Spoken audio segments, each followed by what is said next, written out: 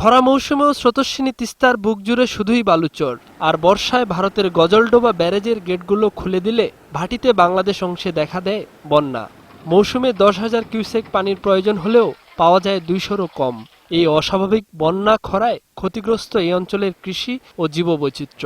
এবারও বহু প্রতীক্ষিত তিস্তা পানি বন্টন চুক্তি না হওয়ার খবরে হতাশ তিস্তা পাড়ের মানুষ। আষাঢ় শ্রাবণ ভাদ্র মাসে পানির জন্য আমরা ঘর বাড়ি বিলীন হয়ে যায়। কৃষিকাজ করবো এমনও কোনো পানি থাকে না। আমাদের এই দেশটাতে মরুভূমি হয়ে যায়। মোদী সরকার আসতেছে, আমরা জানতেছি পানি দেবে না, এই মনে করি আমরা তিস্তা পাড়ের লোক হতাশ। চুক্তি যদি না হয় তাহলে কেন তুই আমরা কি করবো এখানে?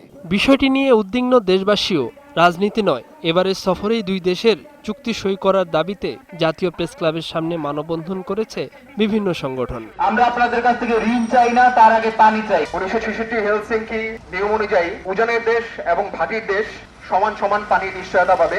আন্তর্জাতিক নদীর যে নরমাল নিয়ম আছে সেই নিয়ম অনুযায়ী আমরা সাধারণ পানি প্রবাহ চাই। রাজ্য সরকার পশ্চিমবঙ্গ সরকারের কারণে এই তিস্তা চুক্তি সম্পাদন হচ্ছে না।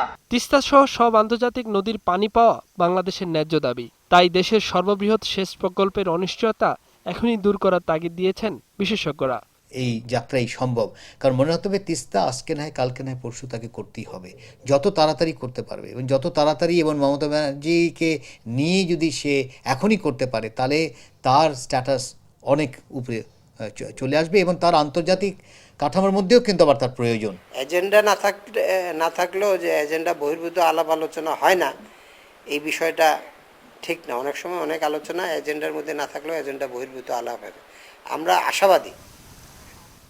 মোহাম্মদ নুরুন নবী, 21 টেলিভিশন, ঢাকা।